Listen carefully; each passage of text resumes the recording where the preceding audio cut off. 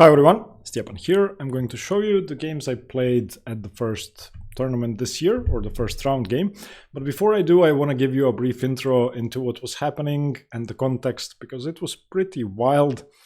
And I've had a series of misfortunes ending up with the hand. So I'm going to explain what happened.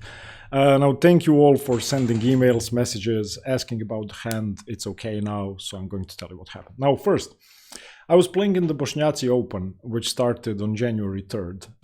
I got there on January 2nd, and for context, I got my driver's license like a month before the tournament, so I was really happy to drive and have a car and all of that. So we arrived there the day before the tournament. It's a small village in the east of Croatia, and in the evening before round one, I got something very, very close to a flu or COVID or whatever, and I got a high fever and I was feeling like a mess.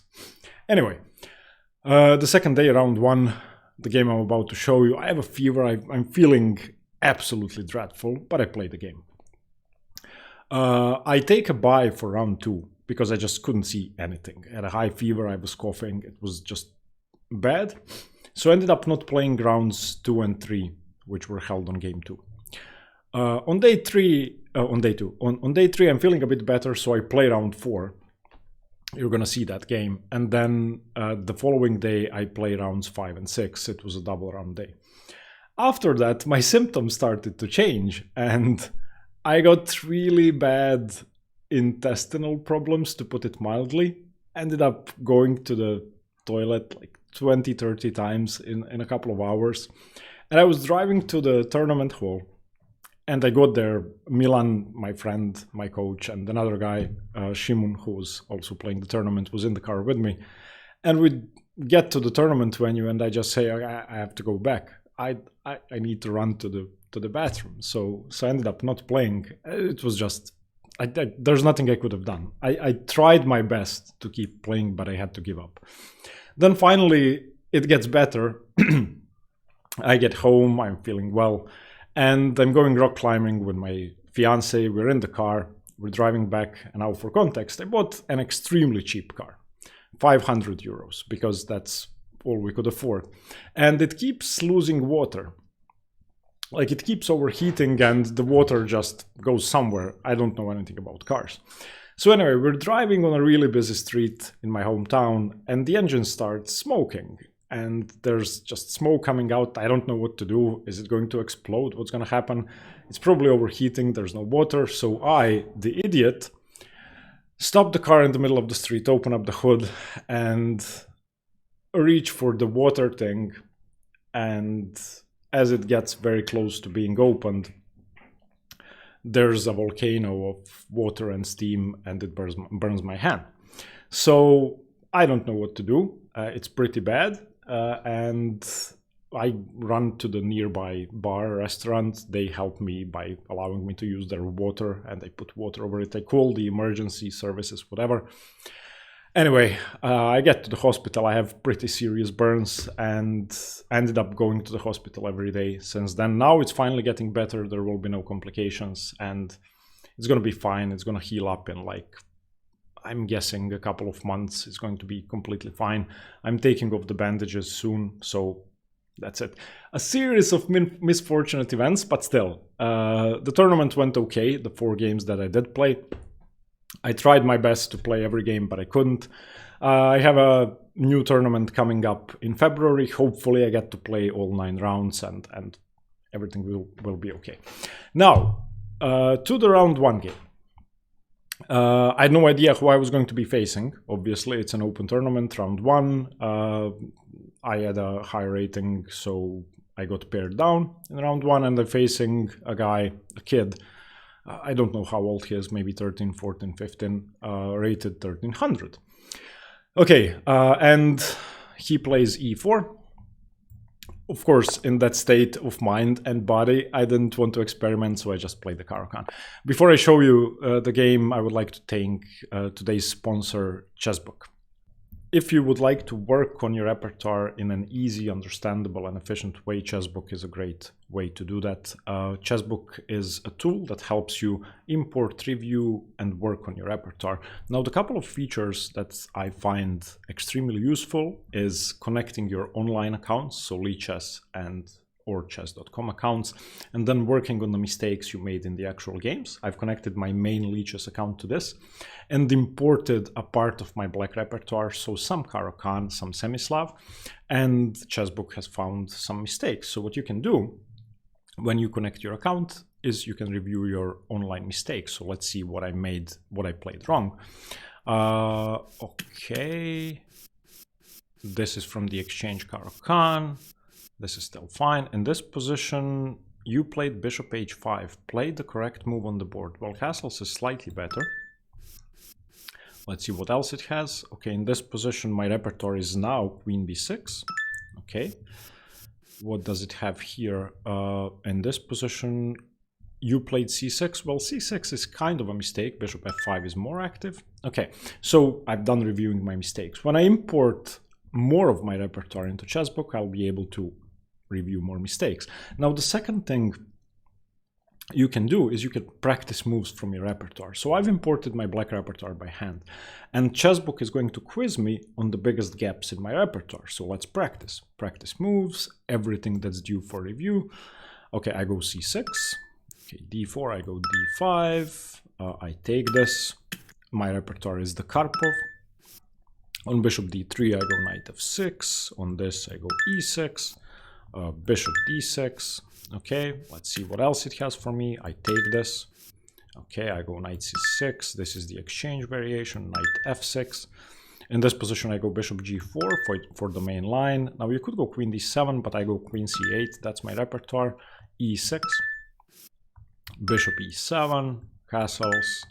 Now I go bishop h5, that's the best move, and so on and so on. It's going to quiz you on your repertoire until you know it well, and it's going to focus on the biggest gaps. They've also introduced a new feature this week, and that's playing through a model game that's a part of your repertoire. And this is a great feature. You basically get to look at a game you probably haven't seen before. You get to guess the moves, which are a part of your repertoire. So let's try this. I've never tried this before. Played through a model game, Gupta Ankit 2015. I don't know this. Okay, the game follows your repertoire in the semi-Slav defense. Move the pieces. So they go d4, I go d5. Okay, I go c6. I go knight f6. e6, semi-Slav. Okay, against this I go h6. I play the anti-Moscow. I take the pawn. I go g5. I go b5. Let's see what I do. Against this, well, usually I go b4, but the main move is either bishop b7 or knight bd7. Let's see what he played. I'm going to go for knight bd7. No? Okay, bishop. In this position, knight bd7. Okay, knight d2. Well, I could go bishop e7 or bishop g7. I like bishop g7. He didn't play it. No? Okay, queen b6, rook c8, all of that makes sense. Okay, I guessed it. Third try. Rook d8 makes sense to me. Rook c8 makes sense to me. Bishop e7 makes sense. Okay, and again, good feature. I'm going to go through the entire game, but not now. So Chessbook is an excellent way to work on your repertoire. I'm using a premium account, which is about $5 a month, but most of what I've shown you, you can do at least partially with the free version. Let me know what you think in the comments below, and thank you. Back to the video. Bye. Okay, so my opponent goes d4, I go d5, and he takes, and that's the exchange Caro-Kann. And he played the move knight c3. Now, I don't know how familiar you are with the Caro-Kann, but whenever you get the exchange Caro-Kann and they go knight c3, black is better. If you turned on the engine, it's going to say minus 0.1, so basically equal, but black is better. And I keep saying that to my students and to people I know who play this for some reason. You don't want to block your c-pawn. There's no counterplay if you block your c-pawn. And there's a good reason for that. Firstly, your c-pawn either defends the pawn on d4 or puts pressure on my center on the pawn on d5. If you have a knight on c3, none of that can happen. Basically, with knight c3, you're playing for some tricks. You're playing for this diagonal, you're playing for some pin with the rook or down the e-file, but it doesn't work. If you're playing against an experienced Caro-Kann player, that's just bad. Knight c3 is bad, and black has equalized. Instead of knight c3, of course, you go c4 or bishop d3, which are normal moves. You can also go knight f3. Anyway, he plays knight c3. I'm happy that he played knight c3. Knight f6, knight f3, knight c6, and now bishop b5, playing for this diagonal. Of course, if the pawn was on c4, maybe that could work, because you have knight e5, you have queen a4, and there's a ton of pressure on the diagonal. But in this case, the pawn is still on c2, the queen is blocked, so black can safely play the move bishop g4. Okay, now my bishop is outside of the pawn chain, my center isn't under any pressure at all, and I have a good position. My opponent castles, I go e6, of course, he plays bishop f4. And now, in this position, you have to play bishop d6. That's the only good move. I actually know this position. I had it in probably 100 online games. People play this all the time for some reason, and bishop d6 is best. But I didn't want to trade pieces down. I wanted to make sure I win, because my opponent is lower rated. I want a good start to the tournament. And if we trade large squared bishops off, then, you know, higher drawing chances. So I didn't want to do that. Basically, you should play bishop d6, and after the exchange, your queen controls e5, something like rook e1, rook c8, or castles is fine. Black is slightly better. But I played a suboptimal move, bishop e7, and I played it just to make sure that we don't trade pieces off. It's not like bishop e7 is bad, it's just not the most precise move. My opponent played h3. Now, you can trade on f3, that's perfectly fine, but again, I didn't want to trade pieces unless I had to. So bishop h5, and he played queen d3, unpinning and preparing knight e5. And in this position, I have a choice. I can go bishop g6, gaining a tempo on the queen and making sure knight e5 does not trade my bishop in conjunction with g4, but I actually wanted him to go g4, because that creates weaknesses later on in the game, so I castled. Okay, he took on c6, I took with the b pawn, and now we have a position in which I have the bishop pair.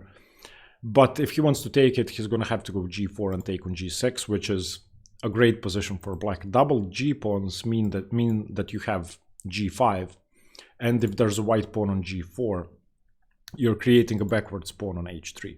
So that was my plan. He played knight e5, putting pressure on the pawn. I played rook c8, and now he went for the, what I would say, critical line, queen a6. And queen a6 puts pressure on the pawn. I only have one way to defend. Queen c7 fails to knight f7.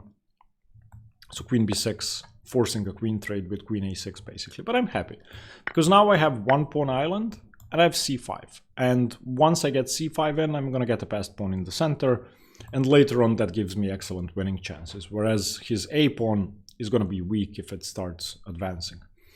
Now my opponent played g4. And before going for castles instead of bishop to g6, so in this position, I actually had to calculate very precisely the next 8 moves. And this is the only point in the game where I'd actually spend some time. So since I castled, since he went for this forced line, which I was expecting, where we trade queens, I knew that his next move was going to be g4. And the thing I had to calculate before I castled was pawn to g5. This was the only scary move. He didn't play it, but this is the only portion of the game where I had to actually calculate and get concentrated and, you know, figure things out. Now, after g5, he's threatening to go knight d7, winning the pawn because my rook and b pawn are forked. And the worst part is that this rook doesn't have a single square. So if we imagine a knight on d7, rook c7 loses the rook. I don't know, rook a8 gains a tempo with knight takes b6, rook b8 loses the rook because there's the bishop. So basically, I had to make sure that this works, and it does. I go knight h5. So he has no time for knight d7. The bishop has to choose. If the bishop stays on this diagonal, defending the g-pawn, then of course there is no knight d7, because everything is fine. For example, if bishop d2, then I just go bishop f5, declining the trade, putting pressure on h3. He goes h4, let's say, and now I can go f6. If he goes knight d7, I just go rook f8, and if he ever takes on b6, then rook b8 picks up the pawn back. or if he goes knight a4, I can go e5. And this to me was a great position where I have a huge center. The knights are just absurd on c3 and a4, and the c2 pawn is hanging. So this seemed great to me. Alternatively, if he goes bishop h2, then I have a couple of options. I can take on g5, I can play c5, or I can go rook a8, simply giving up the pawn and playing for bishop g5 if he takes on c6. Now, I was also looking at bishop d6, but this isn't as good. This was my first intention during the game. And now, of course, if knight d7, I can take. And then I can, again, force the knight to go back. Or rook e8, not rook d8. I force the knight to a4, and again, I have a good position. c2 is hanging. But bishop d6 isn't as good, because after bishop d6, I believe he can go knight a4. And now something like bishop e5, f6 should be okay for me, but in the end, the pawn is hanging. So, long story short, I would have played c5, not bishop takes g5, because now again, knight a4, but c5 straight away. And this just gets rid of my weakness, dc5, bishop c5. My position is perfect. I have this great pawn, I have pressure on c2, I have pressure on f2. It's just a good position. So, after g4 and bishop g6, he did not continue with g5. He took the bishop. But g5 was the only thing I was mildly afraid of. Okay, now he played a couple of, I want to say nothing moves, developing moves that seem normal. He played rook ad1. I played knight d7, just getting rid of all the problems with g5 and preparing c5, and he played rook fe1. And now this is a key pattern when they go g4 and take your bishop. You go g5. And this is something I knew had to be better for black. This is basically any endgame is better for black now. There's a backwards h-pawn, any rook endgame is great for me. Most knight endgames are good for me. He played bishop g3, and now I could have gone rook fe8 with the idea of going e5, but I went g6 first. I want to go king g7 and rook h8, and I want to provoke him to play bishop e5 check, which is actually what happened. And I knew that bishop e5 check was losing for white. I'm going to explain why, but I wanted him to do that. He played king g2, I played king g7, and now really white has to continue with something like a3, b4 to try and play against c5. Not that it would work, black would still be slightly better after c5, but at least I have to be careful. My bishop is hanging still, so if I go c5, so for example a3, if c5, then knight d5. And, you know, my position is falling apart, so I'd have to go rook fe8 first, and so on and so on. But he played bishop e5, which is a dreadful move. This is a huge mistake, because now I take this. And of course, he should take with the pawn. Taking with the pawn doesn't lose straight away, but after rook fd8, this bishop is so much stronger than the knight. If you look at the knight, the only future it has is the g3 square, but even from there, it's completely dead. A knight on a4 is obviously bad, and this is just a great position for black. I'm going to push my pawns, create a passed pawn, and have this excellent bishop. There's a weakness on e5, there's a weakness on h3. But this wouldn't have been losing for white. Instead, he lost the game in one move. He played rook e5, and now the game is over. I'm going to win a pawn, and I'm going to win a pawn with a couple of tempi. So I played bishop f6. He went rook e3, which is even easier to win. But if he goes, for example, rook e2, then I can just go c5. And after something like, let's say, knight b5, I now go rook a8, and let's say a3 defending the pawn, rook a5 chases the knight back somewhere, let's say d6, and they just take. So rook e2 wouldn't have been much better, but rook e3 is immediately losing after c5. And now I win material by force. My opponent made it much easier. He took on c5, which just loses a piece. Immediately after dc5, I went d4, and he resigned. Of course, I'm going to pick the knight up and then a pawn. So, for example, something like this. It's just everything's falling apart, and I'm up a bishop. But after c5, if he tries to defend the pawn, it doesn't work. Knight e2 or knight b5 fail for the same reason. I just keep taking, and in the end I break through on c2 and his queen side is gone. I'm a pawn up with an excellent position, and this passed pawn is protected. Basically white is going to resign in a couple of moves. So my opponent, I would say, did not go for any sort of winning idea. This was, I think, the last point where probably he should have gone for something like a4, or I don't know. G5 I don't think is good because of knight h5, but still it's a better attempt because black doesn't get that much space. So anyway, despite the fever, despite all the problems, I managed to win round 1, went home and tried to sleep. Tried to get through. I got tested for COVID. I was negative. I didn't want to get the other guys who were in the house with me in trouble. We rented a place where many of us could stay because it was cheaper. So I didn't want them to get infected if I did have COVID, but I didn't. Okay, thank you very much. I'm going to show you the round 4 game tomorrow, but the second game I played. Thank you for watching. Stay tuned for more chess. Bye-bye.